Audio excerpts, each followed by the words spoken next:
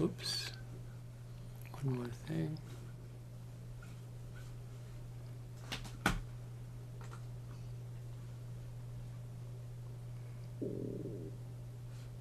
Here. Mute. Okay. Okay, let us begin with our metta meditation first, and then we continue. As I mentioned lately, that I won't give fresh instructions on meditation. If you have any questions regarding your practice or anything that is not clear to you, please write us and I will try to answer like today. So let us begin with the metta practice. May all beings be happy and secure. May all beings have happy minds. Whatever living beings there may be, without exception, weak or strong, long, large, medium, short, subtle or gross, visible or invisible, living near or far, born or coming to birth, may all beings have happy minds.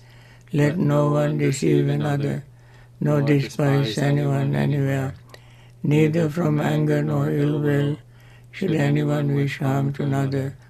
As a mother would risk her own life to protect her only child, even so towards all living beings one should cultivate a boundless heart.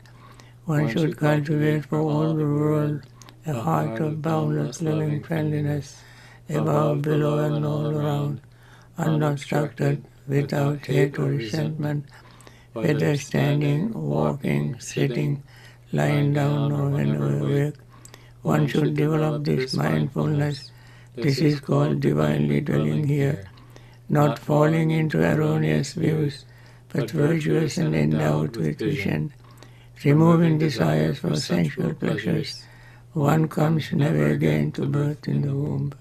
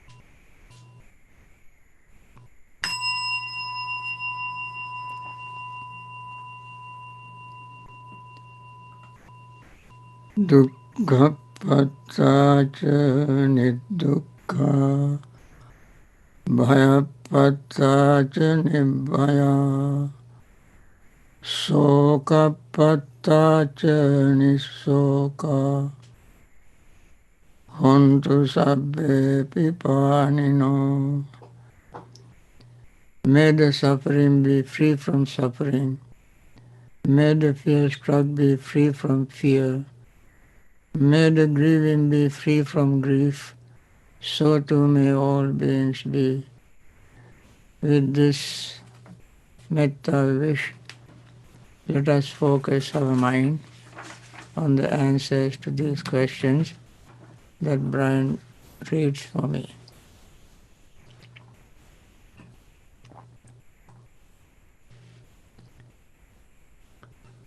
Okay, Bhante, we'll start with a perennial question.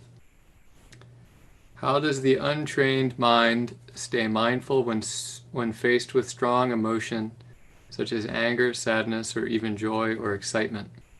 I find that in many situations, as my mind is still untrained, of course, the emotion often overpowers mindfulness. How does one remain mindful in such situations? I think this this is a very good question, because we don't expect everybody to have a trained mind. The Buddha's instructions are given particularly for the untrained minds. Therefore, untrained mind must understand, in the first place, how to train the mind. In order to train the mind, you cannot do it when you sit to meditate in one place, but you have to train yourself even in advance. Listen to Dhamma, remember the Dhamma, associate with good friend, reflect on the Dhamma, and put Dhamma into practice. When you put Dhamma into practice, you slowly, gradually learn to train the mind. And then while doing so, you may practice mindfulness. When you practice mindfulness slowly, little by little, and every moment you try to be mindful, you are not mindful, because the mindful is, you think mindfulness is something other than what you are doing.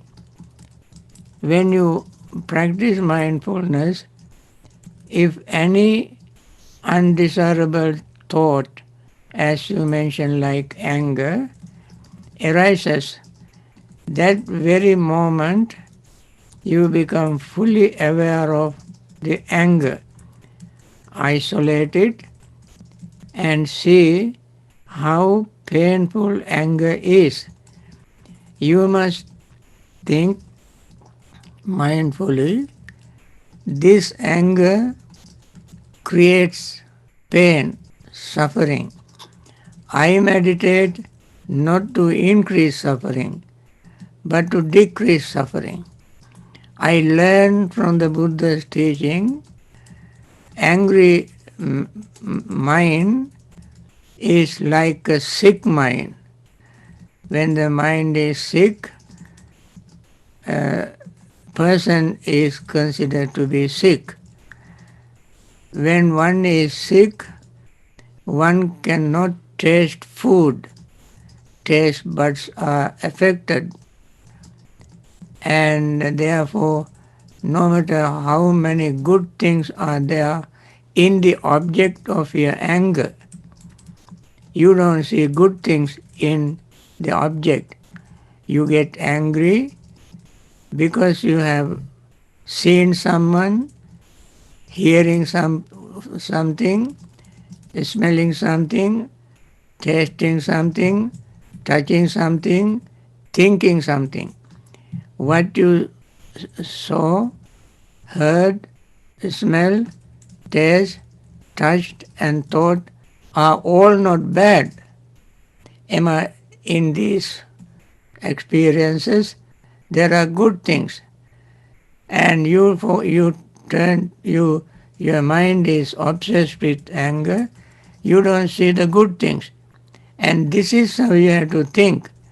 My mind is full of anger, and therefore I don't see the other side of these objects that I experience through my senses. So let me not continue harping on the same negative theme. Let me try to see something positive, the other side of the coin. So you advise yourself, when you think of the Dhamma, and yesterday I mentioned we must investigate the Dhamma. Where is the Dhamma to investigate? The Dhamma you experience is the Dhamma. In this case, you experience anger. Anger is Dhamma, unwholesome Dhamma. Dhamma has positive side, that's called wholesome Dhamma, and the other is unwholesome Dhamma. When unwholesome Dhamma arises, investigate and see how harmful this unwholesome Dhamma is. So you must learn to let go of this unwholesome Dhamma, because you want to be happy, peaceful, you want to be free from suffering, and therefore you don't want to do anything that increase your suffering. Do something to decrease your suffering. This kind of thinking, this kind of investigation itself is your meditation. When you do this over and over again, one day you will see how marvelous your mind is, how pure and clean your mind is, how much patience you have, how much tolerance you have, how much anger you can absorb and let it go. It may arise very quickly. As soon as you become mindful, it disappears quickly. So the mindfulness is knowing what is happening and seeing its impact on you, on your mind, and letting it go. I mentioned also one time, angry mind is like a boiling water. When the water is boiling, you cannot touch the water, nor can you see the bottom of it, although it is very in front of you, very clear to you, but you cannot touch or drink it. Similarly, when the mind is full of anger, nobody likes to associate with that person. Buddha also said angry mind is like the stick taken from the funeral pyre. In the funeral pyre, you find a stick. Both sides of the stick is burnt and turned like charcoal dark. You cannot hold it from either end. The middle is made with dirt, so you cannot hold it by the middle, nor by any of these ends, either ends. And so people don't try to associate with such a person. And you must understand this nature of your own mind when you are angry. With all this, you do all this with mindfulness. This is the training of mindfulness. Mindfulness is the impartial way of seeing things exactly as they are. In this case, you see anger exactly as it is. There is no just anger, as many people say in society, in social contact, in politics and so forth. There is no just anger. It is simply anger. In meditation, if you have that kind of anger, you immediately let it go. Don't try to maintain it, sustain it, support it. That is why in Nivarna section, we say when one has anger in oneself, one recognize it, identify it. Ajjattang vyapado abhyapadang attime ajjattang vyapadanti pajanati. When anger is once in oneself, mindfully one knows this is anger. And then when one does something like, as I mentioned earlier, then anger fades away. Then he knows this anger is gone, faded away. And then one knows that anger is gone. And then that anger does not arise during that time. That also one knows. Knowing all these exactly as they happen is your mindfulness practice. So you ask how to practice mindfulness when anger is there. Use anger as an object of your mindfulness practice, as I mentioned in this advice.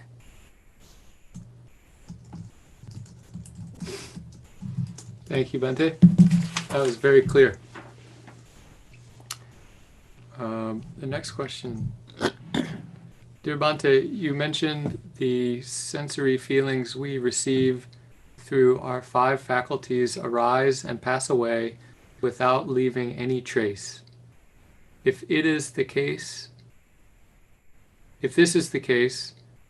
how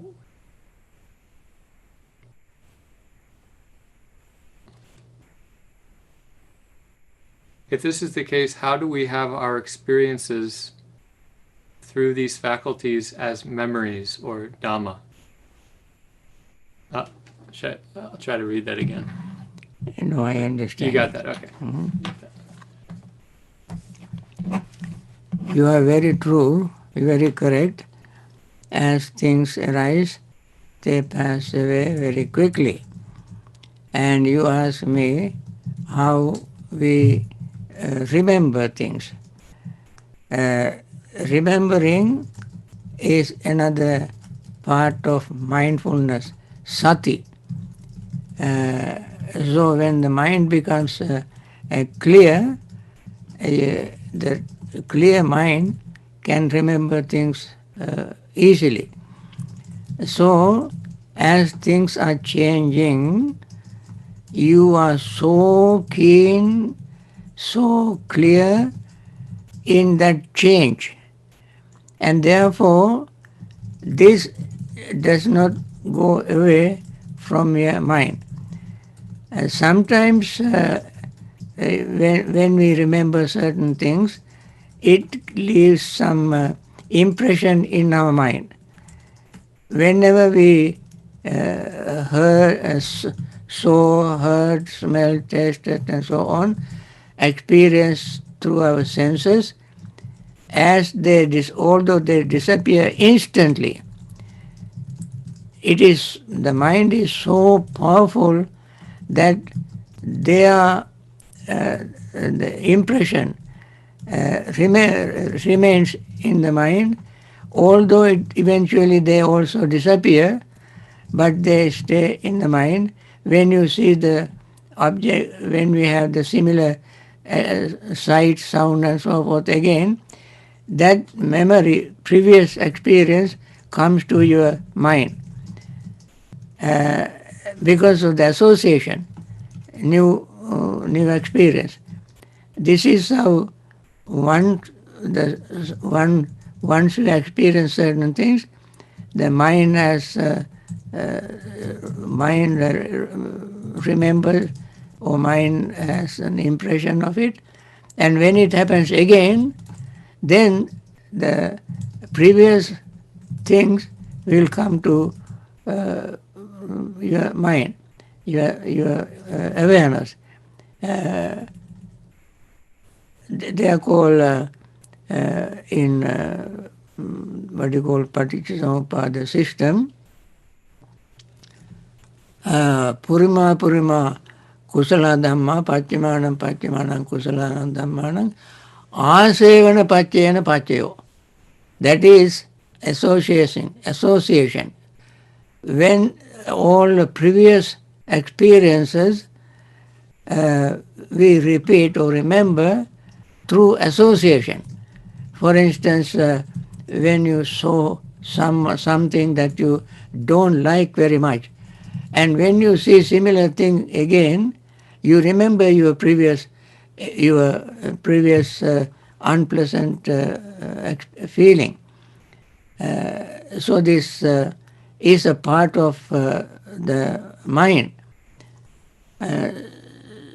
So this is how we remember. Even though things disappear very quickly that instant, and yet when something else happens similar to what we have experienced, we remember, our memory comes back.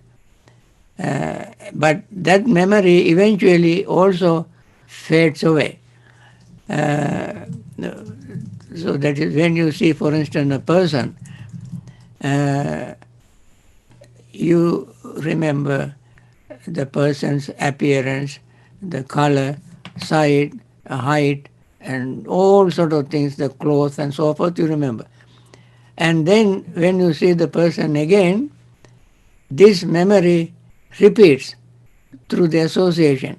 Even though it is all these experiences are gone, when you see the person again, although the person you saw 2 minutes later is not 100% the same, but some characteristics are there for you to identify this person, and then I saw the same person. This is through association of our senses, which have been trained to identify objects when we come in contact with them. This is how we remember, even though they change very quickly. That is how we remember. Thank you, Bhante. May I ask a question about my meditation practice? I would like to know where I am and what I should do next. Sometimes, after thoughts have settled and the breath is more subtle, I seem to enter into a spaciousness where I lose the sense of breath or myself and am absorbed into this spacious state where the only sense of me is a sense of consciousness of oneself, or oneness with this state. I'm aware that I would like to remain in this state and that returning to the breath feels false as I break this feeling of oneness for a sense of I and the breath. Also, this state seems to have momentum of its own which doesn't want me to return to the breath. I'm not sure what to do at this stage and would be grateful for your advice on where I am in my practice and what to do next. You see, feeling oneness with what? We don't know. You yourself may not know what you mean by oneness. You may say you are stuck.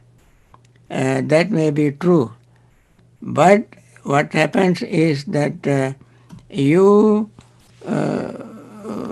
are either half asleep or you just have no idea what was going on. In this way, you never make any progress. If you feel like you are stuck and you like to stay in that, don't feel like returning to the breath and so forth. If you have this kind of feeling, you cannot make any progress in meditation. Your emotion will be the same, will arise again and again. But therefore, when such things happens, I advise you to have a quick breath. Breathe very quickly several times. When you breathe several times, then you will be aware of your breath. And something or other is happening in your mind and body at any given moment. You cannot say or cannot think that nothing happens, everything is gone, the mind is united with something and become one, and this is not your progress in your meditation. This is the state that see people go through. This is how some people go to beaches and look at the horizon with the blank mind. Mind has nothing, just there. How long can you have this kind of experience? Not too long. As soon as you move from that place, you will have, your mind will be filled with all kind of things. Therefore, feeling oneness is not what we want to experience in the meditation. Unless you attain full enlightenment. When you attain full enlightenment, having given up or destroyed all the hindrances and fetters and all defilements, your mind has something or other for you to notice. And therefore, I suggest that if you have this kind of feeling, immediately become aware of it, immediately remember to breathe quickly, inhaling, exhaling quickly. And then you will notice the breath, and then you will stay with that, and then you begin to experience your feeling, your perceptions, your thoughts, your consciousness, your body, feeling, perception, thought, and consciousness, all constantly changing at an inconceivable rapid state. That way you will see impermanence, and that way you will see unsatisfactoriness, and that way you will see selflessness. Until you see these three things exactly as they are, and the mind as a result of seeing them as they are, mind becomes totally free from greed, hatred, and delusion, and hindrances, fetters, all kind of negative things completely vanish from your mind. Mind will remain perfectly pure and clean. At that level, you will have this kind of experience. I would not say that is the feeling of oneness. That can be either feeling of emptiness or feeling of peace. One of these you will have complete emptiness of desire or craving, mana, tanna, what you call conceit, ignorance and so forth, free from all these things. That is called emptiness. Sunyata, animitta, appanita. Sunyata means empty of greed, hatred and delusion. Appanita means there is no place to mind to hold on to. Sunyata means empty of self. Sunyata, Apanita, Animitta, no sign of greed, hatred and delusion. That means the mind is totally pure and clean with peace and tranquility. That happens as a result of seeing the truth as it is, not just after sitting you feel oneness. Okay. Thank you, Bhante. Last question. Dear Bhante G, the sound I hear around my head and ears is getting very strong at times and is very soothing. I am certain it is to do with the meditation and mindfulness. Heard from a Dhamma desana. This phenomena is to do with vitaka vichara. Vitaka vichara? So this person is hearing a very strong and soothing sound, and they think that it's has to do with their meditation and their mindfulness. And then it says, heard from a Dhamma desana. This phenomena is to do with vitaka vichara. Vitaka vichara. No, it is nothing to do with vitaka vichara. Vitaka vichara are thoughts. So when you experience very uplifting, peaceful feeling, in that situation, vitaka vichara is not working. Vitaka vichara means vitaka means 6 kind of vitakas. Kama vitaka, vyapada vitaka, vihinsa vitaka, or avyapada vitaka, avihinsa vitaka, what do you call, nekkhamma vitaka, avyapada vitaka, avihinsa vitaka. That means vitaka means thought. As I mentioned, 6 kind of thoughts. They are the thought of kama, desire, thought of anger, and thought of cruelty.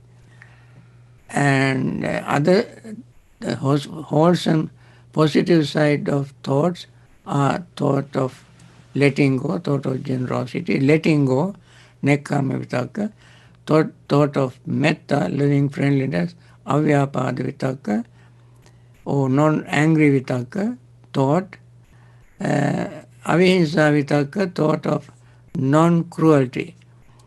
Now, thought of letting go, thought of friendliness, thought of compassion or non-cruelty are thoughts. But when you listen to Dhamma, you may not have any negative thought. You may have a very positive, peaceful feeling. That feeling is a feeling, not a vitaka. So I think vitaka means there are what you call thoughts, and these thoughts are called verbal conditioners, vaci sankhara, and so at that time you don't have vaci sankhara or verbal conditioner or thoughts in your mind. At that time you have the feeling of peace, happiness, joy when you listen to Dhamma. Okay. Now with this, I like to end this morning session, and Thank you for asking good questions.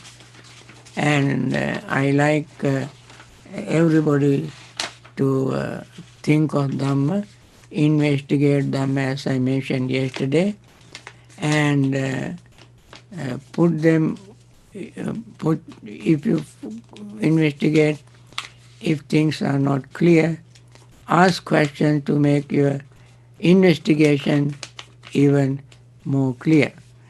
Asking question is one of the supporting factor of investigation of mindful enlightenment factor.